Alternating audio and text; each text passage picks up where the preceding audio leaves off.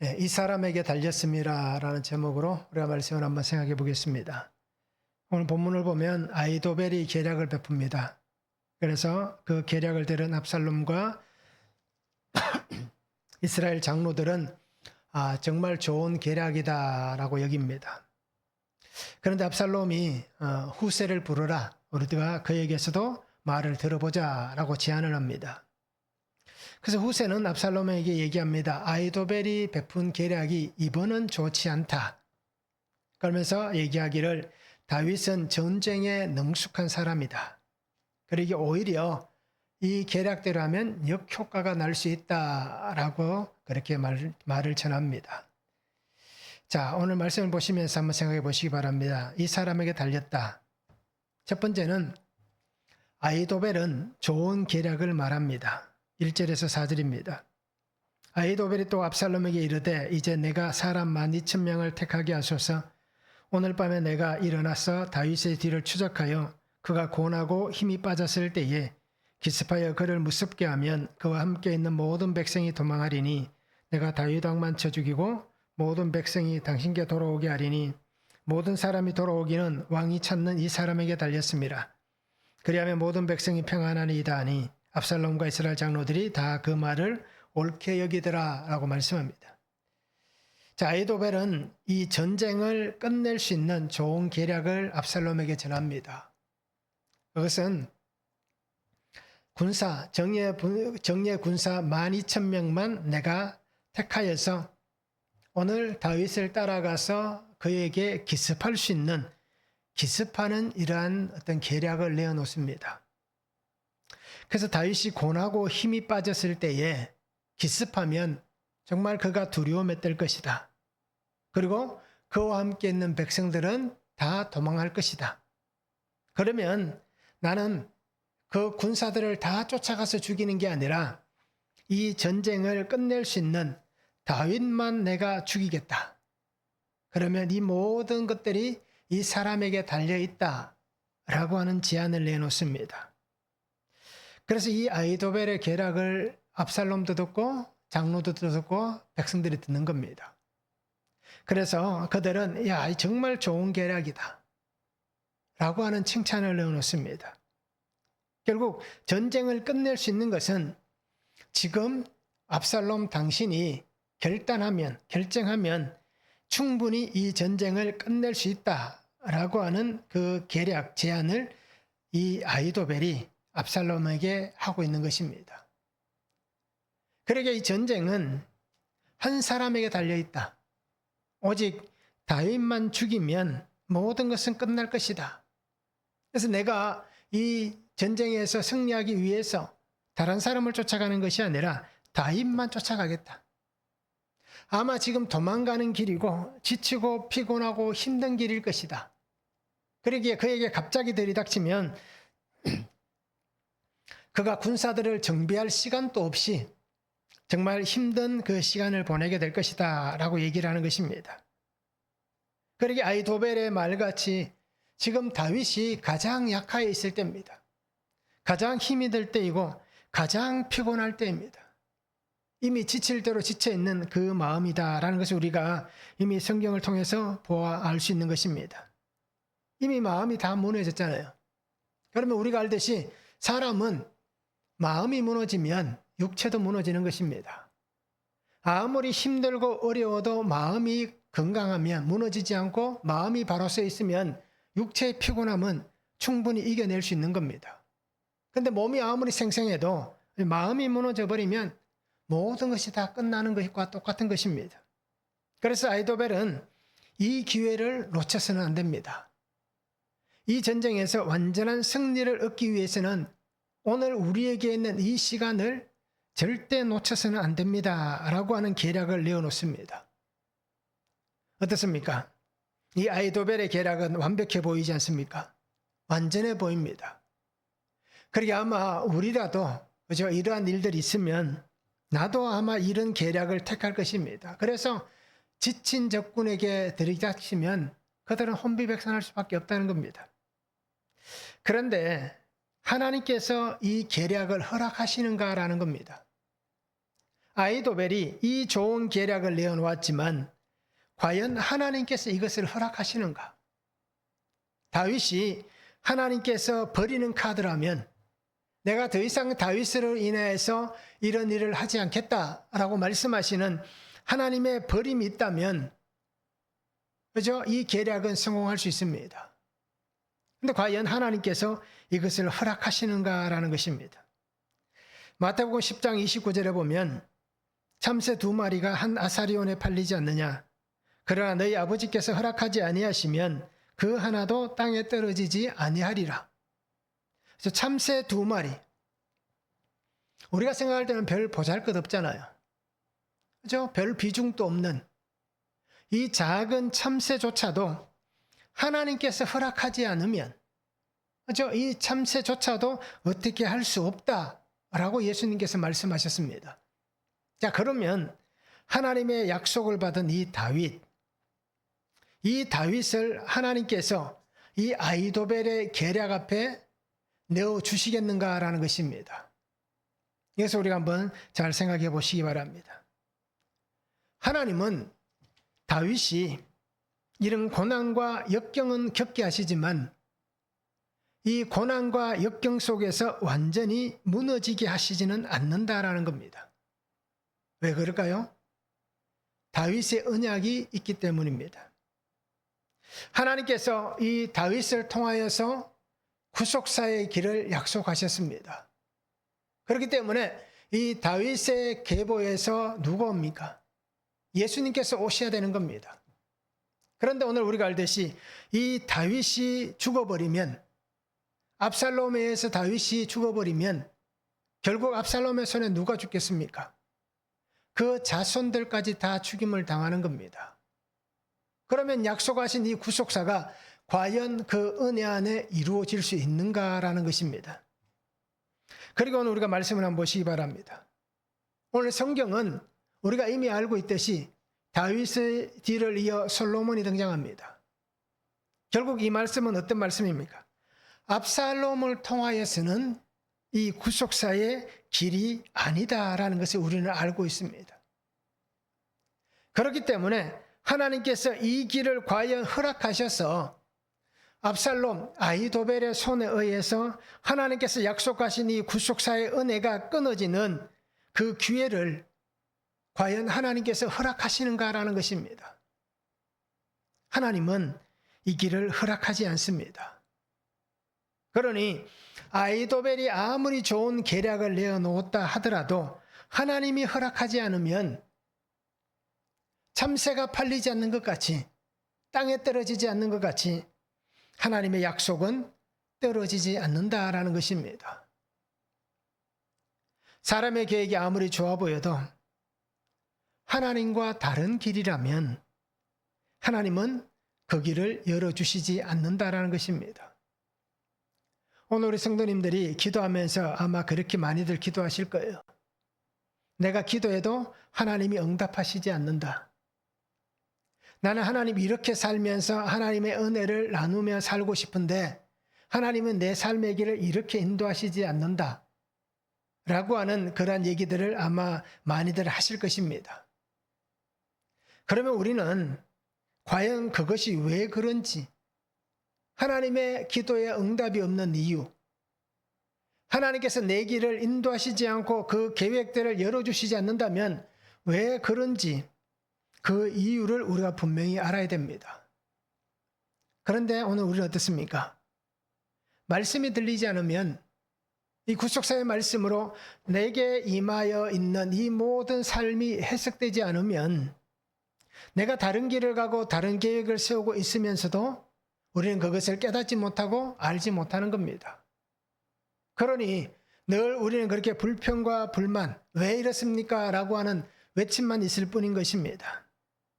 그리고 오늘 우리 성도님들이 정말 하나님께서 인정하시는 그 길, 하나님께서 열어주시는 그 길, 하나님의 마음에 맞는 그 삶의 길, 신앙의 길을 오늘 우리가 말씀 안에 구속사의 그 은혜와 관점을 가지고 걸어갈 수 있는 그러한 성도가 되면 좋겠습니다.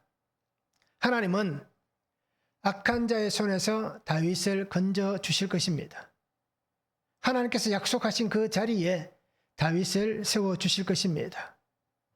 그러게 사람의 계획, 계략, 그 길을 온전히 하나님은 막아 주실 것이고, 또 그 속에서 하나님은 하나님의 길로 인도하시는 그 은혜들을 분명히 보여주시는 것입니다. 그리고 오늘 우리도 하나님이 보이실 이 길을 걸어가고 하나님의 말씀 안에 순종하며 살아갈 수 있는 그런 삶이 되면 좋겠습니다. 그래서 내가 알고 있는 세상의 지식, 세상의 방법, 세상의 환경, 그런 것이 아무리 좋아 보이고 아무리 그것이 높아 보이고 그것만 있으면 충분하다라고 여길 만큼 많은 것들이 우리에게 주어진다 할지라도 그것을 따라가는 인생이 아니라 하나님의 말씀을 따라가시기 바랍니다. 하나님의 말씀에서 어긋나면, 하나님의 말씀에서 벗어나면 우리에게 좋은 환경은 없습니다. 좋은 지식은 없습니다. 좋은 방법은 없습니다. 그 날마다 우리가 하나님의 말씀 안에서 그 말씀의 은혜로 아름답고 신실한 이 삶의 길, 신앙의 길을 함께 걸어갈 수 있기를 원합니다. 한번 적용해 보시기 바랍니다. 나의 계획들은 하나님의 말씀으로 사는 삶의 계획입니까? 어떻습니까? 내가 기도하고 준비하는 모든 삶의 길, 계획들, 이것은 하나님의 말씀 안에 사는 그 삶의 길을 계획하고 있는지 한번 적용해 보시길 바랍니다. 오늘 나의 마음과 신앙을 빼앗아가는 것이 있습니다. 과연 나의 마음과 신앙을 빼앗아가는 좋은 소식, 좋은 환경은 무엇입니까? 어떤 좋은 소식이, 어떤 좋은 환경이 내 마음을 빼앗아가고 내 신앙을 빼앗아가는지 한번 적용해 보시면 좋겠습니다.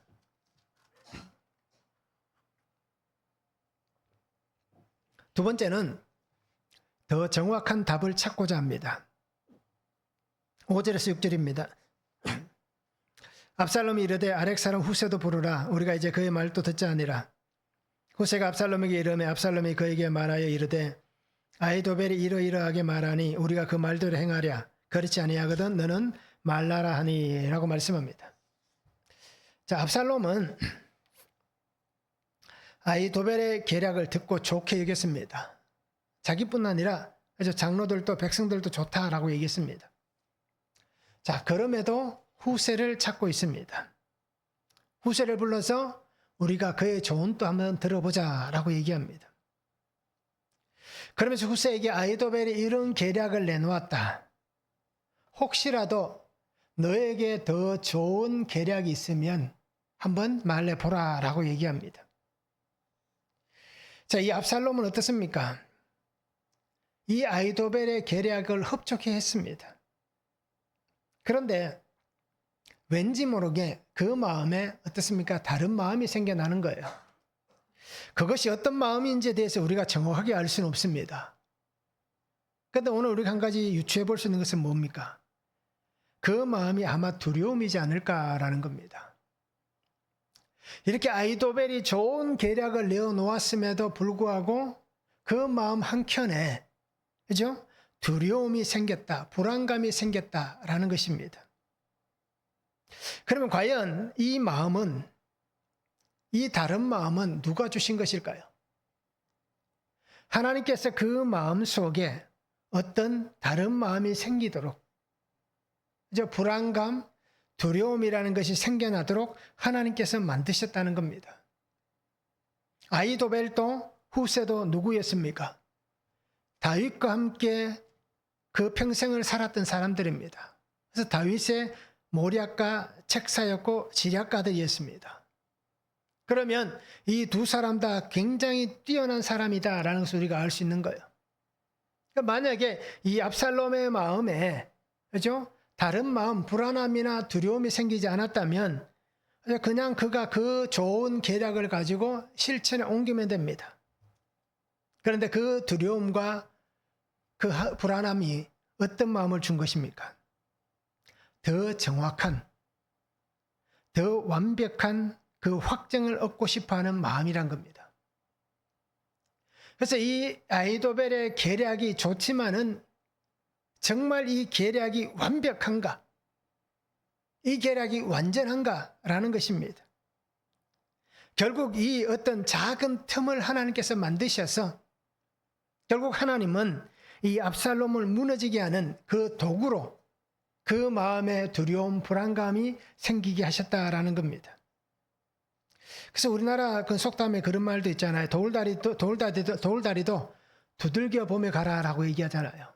그 물 위에 있는 돌다리, 그죠? 눈에 보이는 거 괜찮은 돌다리임에도 불구하고 건너갈 때는 두들겨 보라라고 얘기하잖아요. 그만큼 정확한 답을 아마 원했을 것입니다. 그러기에 어떻게 보면 이 환경을 누가 주도하고 있느냐? 지금은 압살롬이 승승장구하여서 굉장히 유리한 환경인 것 같지만 그러나 결국 이 모든 환경은 누구의 손 안에 있느냐? 바로 하나님의 손 안에 있다라는 것입니다. 하나님께서 이 역사를 이루어 가시는 겁니다. 그러기에 하나님의 그 울타리, 하나님의 그 손, 하나님의 이 다스림 속에서 벗어날 수 없는 모든 인생이다 라는 것을 오늘 성경은 우리에게 말씀해 주고 있습니다. 그러기에 인생의 계획과 결정이 확신이 있으려면 어떻게 해야 되느냐? 하나님께 묻고 하나님의 응답을 듣는 것입니다. 이것이 가장 확실한 확정의 답인 것입니다. 그런데 오늘 우리가 알듯이 압살롬은 누구에게 묻습니까? 사람에게 묻습니다. 아무리 지식이 뛰어나고 지혜가 뛰어나고 묘책이 뛰어난 사람이라 할지라도 분명히 그 사람에게도 약점은 있고 부족함은 존재하는 것입니다. 상대적으로 뛰어날 뿐이지 그 사람이 완벽한 사람은 아니기 때문입니다. 그런데 우리가 다윗은 어떻습니까? 항상 하나님께 묻고 그 길을 걸어가잖아요. 그러기에 하나님 주신 그 확증을 가지고 보이지 않는 그 길도 다윗은 담대히 나갈 수가 있었던 것입니다. 그리고 오늘 그 차이가 분명히 존재하고 있음을 보여주는 것입니다. 오늘 우리도 분명히 보시기 바랍니다. 내 생각이 아니라 말씀대로 살아가는 성도가 돼야 됩니다. 그런데 저도 그렇고 우리 성도님들도 그렇고 말씀대로 사는 것보다는 내 생각대로 사는 시간이 더 많잖아요. 실제로 우리가 하루를 24시간을 보내면서 과연 얼마나 말씀대로 순종하며 살아갑니까? 나는 하루 온종일 하나님의 인도하심을 받습니다 라고 얘기하지만 실제로 우리가 그 24시간 전부를 하나님께 인도받지 않잖아요. 그냥 우리가 그냥 그렇게 표현할 뿐이지 우리가 이 시간들을 쪼개서 보면 아마 대부분 내 생각대로, 내 계획대로, 내 방법대로, 내가 하고 싶은 대로 그렇게 우리가 살아가고 있을 것입니다. 그러면서 우리는 그렇게 얘기합니다. 하나님의 은혜 안에 살고 있습니다. 하나님의 말씀대로 살아갑니다. 라고 얘기하는 거예요. 그리고 오늘 성도님들이 오늘 나의 삶을 그렇게 우리가 말만 하는 인생이 아니라 정말 하나님 안에 살아갈 수 있는 삶이 되면 좋겠습니다. 그 저도 마찬가지지만 우리가 정확한 걸 좋아하잖아요. 완전한 걸 좋아하고 정답을 좋아하잖아요. 그 답이 어디 있습니까? 그 답은 하나님께 있습니다. 그래서 날마다 우리가 하나님 안에 거할 수 있는 그런 성도들 되면 참 좋겠습니다. 한번 적용해 보시기 바랍니다. 나는 어떤 결정들을 하며 삶의 길을 가고 있습니까? 나는 어떻게 결정합니까? 내가 알고 있는 그러한 지식이나 지혜나 세상의 방법을 가지고 결정을 합니까? 아니면 하나님의 말씀을 묵상하면서 하나님께 묻고 하나님의 말씀 안에서 결정들을 하고 있습니까? 과연 나는 어떤 삶의 길을 걸어가고 있습니까? 한번 적용해 보시기 바랍니다. 나는 하나님께 묻습니까? 나는 하나님께 묻고 기다리십니까? 어떻습니까? 한번 적용해 보시길 바랍니다. 세 번째는 후세를 통하여 다윗을 도우시는 하나님이십니다. 7절에서 10절입니다. 후세가 압살롬에게 이르되 이번에는 아히도벨이 베푼 계략이 좋지 아니하니이다. 또 후세가 말하되 왕도 아시거니와 왕의 아버지와 그의 추종자들은 용사라. 그들은 들에 있는 곰이 새끼를 뺏긴 것 같이 격분하였고 왕에 붙이는 전쟁에 익숙한 사람인즉 백성과 함께 사지 아니하고 지금 그가 어느 굴에나 어느 곳에 숨어 있으리니 혹 무리 중에 몇이 먼저 엎드러지면 그 소문을 듣는 자가 말하기를 압살롬을 따르는 자 가운데에서 패함을 당하였다 할지라. 비록 그가 사자 같은 마음을 가진 용사의 아들일지라도 낙심하리니 이는 이스라엘 무리가 왕의 아버지는 영웅이요 그의 추종자들도 용사인 줄 알미니이다 라고 말씀합니다. 자, 하나님께서는 후세를 사용하시는 거예요. 그래서 다윗이 후세를 예루살렘으로 돌려보낼 때에 바로 이러한 것들을 염두에 두고 돌려보낸 겁니다. 꼭 이런 일이 아니더라도 혹시 예루살렘에서 압살롬을 통하여서 일어나는 일 상황들을 그가 전해 듣기 위해서 후세를 돌려보낸 겁니다. 자, 이렇듯 하나님은 이 후세라는 사람을 사용하셔서 약속하신 그 약속, 다윗의 약속, 이 약속이 말씀 안에 이루어져 가게 하시는 겁니다. 후세는 분명히 얘기합니다. 아히도벨의 계략이 이번만은 좋지 않다라고 얘기하는 거예요. 분명히 후세가 그 계략을 들었을 때는 그죠? 기가 막히다라고 생각했을 겁니다. 가장 그렇게 적절한 아마 계략이다라고 여겼을 거예요. 그럼에도 어떻습니까? 좋다라고 얘기할 수는 없잖아요. 그래서 그 계략은 좋지 않다. 그러면서 얘기를 합니다. 자신이 다윗을 아는 그대로 얘기합니다. 왜냐하면 내가 진심을 담아서 얘기해야 이 말이 통하잖아요. 그렇듯 후세는 다윗을 겪었던 그것을 그대로 얘기합니다. 다윗은 용사입니다. 그는 절대 병사들과 같이 자지 않을 겁니다. 그는 따로 떨어져서 아마 어느 굴에나 그렇게 은신하고 있을 것입니다. 그래서 만약에 당신의 군사가 쓰러지면 또는 다윗의 군사가 쓰러지면 어떻습니까? 그 소리가 들릴 것이고 그러면 더 깊숙이 숨어서 그가 모습을 드러내지 않을 것입니다 라고 얘기합니다. 그러면서 하는 얘기가 뭡니까? 아버지는 용사입니다. 그를 따르는 자들도 용사입니다. 그들은 지금 곰이 새끼를 빼앗긴 것 같이 정말 격분해져 있다. 지금 아마 지치고 피곤하겠지만 그래도 그들의 정신 상태는 어떻습니까? 굉장히 어떤 그러한 결의에 차 있는 분노가 머리끝까지 치밀어 있는 그런 상황이다. 그러기에 쉽게 그들을 이길 수 없을 것이다 라고 하는 전제를 분명히 제시하고 있는 것입니다. 그래서 결국 이 기습은 옳지 않다. 전쟁에서 기습하는 방법이 가장 좋은 방법입니다. 그래야 적을 쉽게 무너뜨릴 수 있기 때문입니다. 그런데 이것은 옳지 않다. 그냥 혹시라도 우리가 군사들이 쓰러지면 군대의 사기만 져야될 뿐이다. 이스라엘 백성들이 여리고성을 점령하고 기세등등해서 아이성을 침략합니다. 그래서 성경에 보면 그 아이성을 공격했다가 패전합니다. 그런데 그 패전할 때에 사상자가 36명이었습니다. 수천 명이 올라갔다가 36명이 죽었는데 낙심하여 그 백성이 탄식합니다. 자, 이렇듯 숫자가 중요한 게 아니라는 얘기예요. 분위기라는 겁니다. 그 기세에 눌려버리면 그죠? 우리 군대가 사기가 저하될 수밖에 없습니다. 그러면 우리는 이 전쟁에서 승리할 수 없다라고 얘기를 하는 겁니다. 자, 후세는 압살롬이 불안해하고 두려워하는 그 마음에 무엇을 던져줍니까? 더 큰 두려움을 던져주는 겁니다. 그렇잖아요.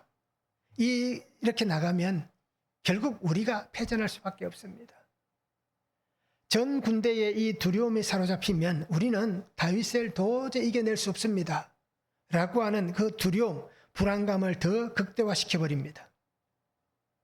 자, 이것은 하나님께서 사무엘하 15장 31절에서 말씀하셨던 다윗이 기도한 기도에 응답하는 것입니다. 여호와여 원하옵건대 아히도벨의 모략을 어리석게 하옵소서라고 하는 다윗의 기도에 하나님이 응답하신 겁니다. 하나님께서 하나님의 역사를 세워가십니다. 하나님의 필요한 그 한 사람들을 하나님이 사용하셔서 하나님의 역사가 끊어지지 않고 계속 이어지게 해주시고 있는 겁니다. 사무엘하 17장 14절에 말씀합니다. 압살롬과 온 이스라엘 사람들이 이르되 아렉 사람 후세의 계략은 아히도벨의 계략보다 낫다니 이는 여호와께서 압살롬에게 화를 내리려 하사 아히도벨의 좋은 계략을 물리치라고 명령하셨음이라. 즉 하나님께서 하나님의 사람을 세워서 하나님의 약속이 끊어지지 않고 계속해서 이어질 수 있도록, 즉 이것은 그냥 다윗을 위한다라는 것보다는 하나님께서 이 다윗이라는 한 사람을 통하여 약속하셨던 영원한 다윗 언약, 구속사의 그 중심이 되는 예수 그리스도께서 오실 그 길을 끊지 않고 하나님께서 이어가게 하기 위해서 하나님의 역사를 이루시는 겁니다. 바로 그것을 위해서 오늘 하나님은 아히도벨의 이 좋은 계략을 물리치기 위해서 하나님은 이 후세를 통하여서 이 하나님의 일들을 이루신 것입니다. 그러기 하나님의 이 구속사, 이 은혜가 막히지 않게 하시는 겁니다. 이 길이 끊어지지 않게 하는 겁니다. 하나님은 하나님의 일을 하시는 겁니다. 그래서 하나님은 이 아히도벨의 계략을 끊으시는 거예요. 아히도벨은 어떤 계략을 내놓은 겁니까? 다윗만 죽이는다라는 그 계략을 내놓고 압살롬이 이 나라를 차지하게 한다는 그 계략을 내놓았지만 그러나 자기도 몰랐을 거예요. 내가 내놓은 이 계략이 하나님의 구속사를 끊으려고 하는 계략이다. 즉 사단의 그 계략 가운데 있다라는 것을 자신도 아마 몰랐을 거예요. 그러기 하나님은 하나님의 말씀 안에서 하나님의 사용하신 도구, 그 도구를 통하여서 이런 일을 하시는 것입니다. 그리고 오늘 나도 이런 삶을 살아야 되는 겁니다. 하나님의 오실 그 길을 준비하고 우리의 믿음으로 살면서 날마다 복음의 길을 제시하고 복음의 길을 열어갈 수 있는 그런 성도의 삶을 우리가 살아가야 할 것입니다. 그래서 내가 하나님께 쓰임받는 거룩한 도구, 내가 하나님 사용하시는 선한 도구, 하나님께서 나를 가장 필요한 것에 세워가시고 그곳에서 하나님의 일들을 나를 통하여서 이루어 가시는 그런 하나님의 도구가 되어야 할 것입니다. 그래서 나를 통하여 예수님께서 오실 또는 예수님의 이 복음을 위해서 사용하시는 하나님의 사람이 되어야 되는 것입니다. 그러니까 우리는 날마다 그 은혜 안에 있기를 원한다면 말씀을 묵상하시기 바랍니다. 그 말씀 안에서 구속사가 들리도록 매일 기도하시기 바랍니다. 그리고 그 말씀대로 순종하며 살아가시기 바랍니다. 그리고 그 말씀을 붙잡고 매일 기도하시기 바랍니다. 사람의 좋은 것이 아니라 하나님의 사람으로 좋은 사람이 되시기 바랍니다. 사람들이 볼 때 야 좋은 사람이다 라고 하는 그 사람이 아니라 하나님 보실 때 너는 참 괜찮은 사람이야, 좋은 사람이야, 다윗에게 하신 표현같이 너는 내게 합당한, 너는 내게 맞는 사람이야 라고 하시는 이 말씀을 들을 수 있기를 바랍니다. 지식과 지혜가 있는 사람이 아니라 세상의 지식과 지혜를 가지고 사람들에게 칭송받는 그런 사람이 아니라 하나님의 말씀 안에 사는, 말씀의 능력으로 사는 그런 사람이 되었으면 좋겠습니다. 그래서 하나님의 때에 하나님이 나를 아름답게 사용하시는 그러한 믿음의 성도들 되면 참 좋겠습니다. 한번 적용해 보시기 바랍니다. 하나님의 부르심에 즉시 응답하고 있습니까? 어떻습니까? 하나님 나를 부르신 그 부르심에 내가 응답을 하고 있는지 한번 적용해 보시길 바랍니다.